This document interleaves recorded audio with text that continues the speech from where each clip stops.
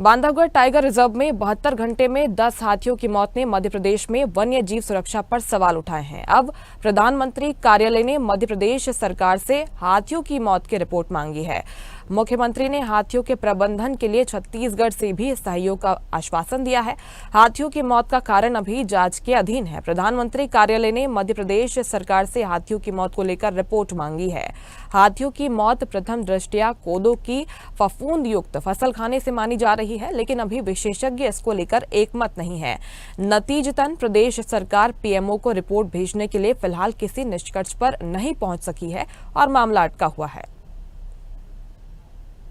और खबर पर ज्यादा जानकारी लेंगे news head digital Aniruddh Sonone हमारे साथ भोपाल से लाइव जुड़ गए हैं। अनिरुद्ध, हाथियों की मौत मामले में प्रदेश सरकार ने गंभीर एक्शन लिया, सस्पेंशन भी हुआ, पीएमओ की भी इस पर नजर दिखाई दे रही है। क्या अपडेट इस मामले में बताइएगा?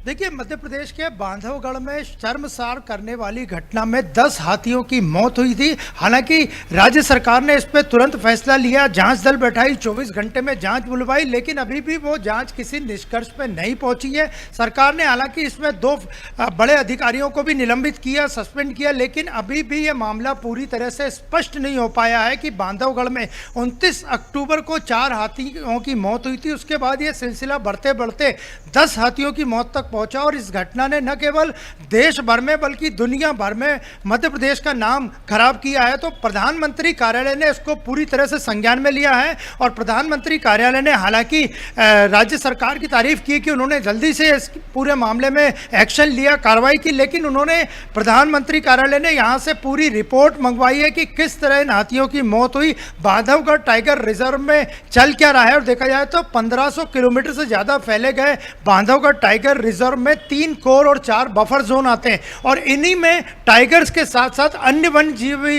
विचरण करते हैं, जिनमें हाथी भी प्रमुख रूप से। तो प्रथम दृष्टया जब हाथियों की मौत होना शुरू हुई, उसी टाइम जो शॉर्ट पीएम की रिपोर्ट्स आई थी, उनमें कोदो की फसल, जो कि वहाँ की पारंपरिक फसल है, आदिवासी इसे उगाते हैं, उसमें जहर होने के कारण इनकी मौत की बातें सामने आई। लेकिन अभी फाइनल निष्कर्ष पे न तो विशेषज्ञ पहुंचे हैं, हालांकि फसलों की और जिस स्थल पे हाथी थे वहाँ की और जहाँ उनकी मौत हुई है वहाँ की सारी रिपोर्ट्स आदि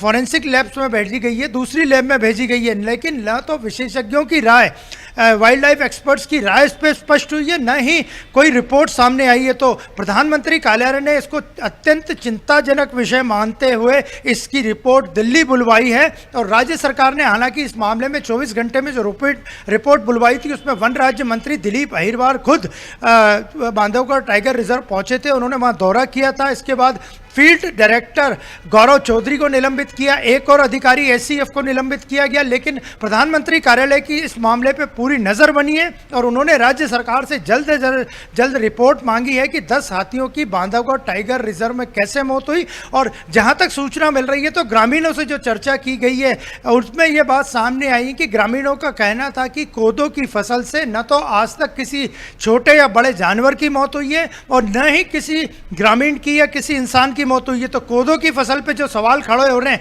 उसी ग्रामीणों ने पूरी तरह नकार दिया है। जी बिल्कुल, सवाल गंभीर है क्योंकि अभी तक विशेषज्ञ किसी निष्कर्ष पर पहुंच नहीं पाए हैं। कहा यही जा रहा है कि कोदो खाने से हाथियों की मौत हो गई और जो वहां के स्थानीय लोग हैं, जो आदिवासी लोग हैं, कोदो उनके खान पान में शामिल है, वो यही कह रहे हैं कि कोदो खाने से एक के बाद एक इस तरह हाथियों की मौत हो नहीं सकती है। ऐसे में ये बड़ा गंभीर विषय नजर आ रहा है। अनिरुद्ध, देखिए, पीएमओ ने हालांकि इस पर रिपोर्ट मंगाई है, लेकिन राज्य सरकार ने जो 24 घंटे में अपनी रिपोर्ट मंगाई थी, उसके बाद 6 दल गठित कर दिए गए जो लगातार जिस स्थान पे हाथी घूमते थे, जिस स्थान पे उन 10 हाथियों की मौत हुई है, वहाँ की लगातार मॉनिटरिंग कर रहे हैं। जहाँ पे उनका अंतिम संस्कार हुआ वहाँ के नमूने लिए जा रहे हैं, जिन स्थानों पे वो घूमते थे वहाँ की फसलों के नमूने लिए जा रहे हैं, लेकिन ये अभी भी फाइनल निष्कर्ष नहीं है। और देखा जाए तो 10 हाथियों की मौत ने पूरे सरकार को हिला के रख दिया था और यहाँ पे प्रमुख सचिव वन जो मध्य प्रदेश के हैं, उनकी भूमिका भी संदिग्ध नजर आ रही है, क्योंकि बांधवगढ़ टाइगर रिजर्व में जो जानकारी मिल रही है वहाँ पे कई होटल और रिजॉर्ट हैं और ऐसा कहा जा रहा है कि इन होटल और रिजॉर्ट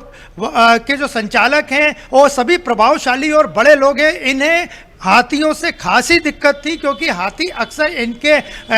रिसोर्ट और होटल्स वगैरह में, लॉन्ज वगैरह में घुस जाते थे और थोड़ा बहुत नुकसान पहुंचाते थे। और तो प्रमुख सचिव वन की भूमिका भी संदिग्ध नजर आ रही, क्योंकि इन होटल और रिसोर्ट मालिकों को हमेशा से ही वन्य जीवों से दिक्कत रहती थी, क्योंकि इससे उनका टूरिज्म खराब होता था, ऐसा उनका कहना है। तो पीएमओ ने पूरी रिपोर्ट तलब की है और ये ग्राउंड रिपोर्ट रहेगी, जो कि प्रधानमंत्री कार्यालय ने बिल्कुल संज्ञान में लेते हुए बुलवाई है। और राज्य सरकार ने इस पूरे मामले में छत्तीसगढ़ सरकार से भी मदद मांगी है, क्योंकि छत्तीसगढ़ में अक्सर हाथियों के घूमने के और वन्य प्राणियों के घूमने और वहाँ होने की सूचनाएं मिलती रहती हैं। तो वहाँ पे एक विशेषज्ञों का दल ऑलरेडी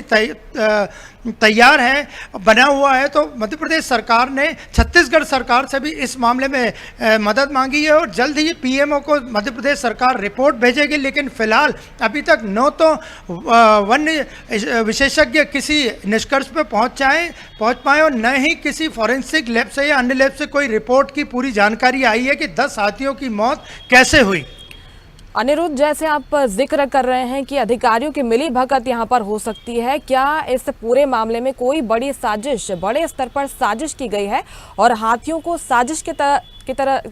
तहत मारा गया है, यही इशारा निकलता है इस पूरे निष्कर्ष पर?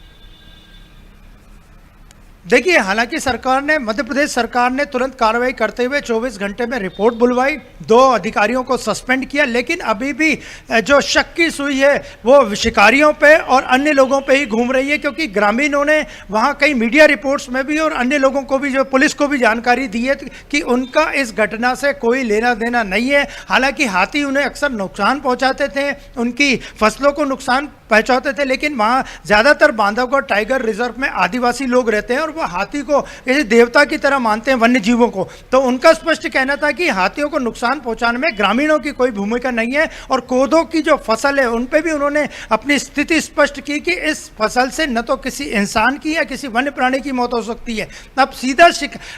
जो संदेह है वो शिकारियों पे और जो वहाँ पे बड़े बड़े टाइगर रिजर्व और होटल बने उनके संचालकों पे शक की सुई जा रही है, जिसकी पुलिस भी जांच कर रही है, अन्य एजेंसियां भी जांच कर रही हैं कि इन लोगों की या इनके कर्मचारियों की या किसी अन्य व्यक्ति की तो भूमिका नहीं है कि 10 हाथियों की मौत हुई, जिसने देश भर में बांधवगढ़ टाइगर रिजर्व का नाम खराब किया। और अब इस पूरे मामले को प्रधानमंत्री कार्यालय ने भी अपनी संज्ञान में लिया है और जल्द ही मध्य प्रदेश सरकार प्रधानमंत्री कार्यालय को अपनी रिपोर्ट भेजेगी कि 10 हाथियों की मौत बांधवगढ़ टाइगर रिजर्व, जहां पे 100 से ज्यादा टाइगर रहते हैं और उसका देश भर में नहीं दुनिया भर में नाम है, वहां 10 हाथियों की मौत किस प्रकार हुई और क्यों हुई। बिल्कुल, 10 हाथियों की मौत कैसे हुई, इस पर अब पीएमओ की भी नजर है, पीएमओ भी अलर्ट है। बहुत शुक्रिया आपका अनिरुद्ध, जानकारी पहुंचाने के लिए।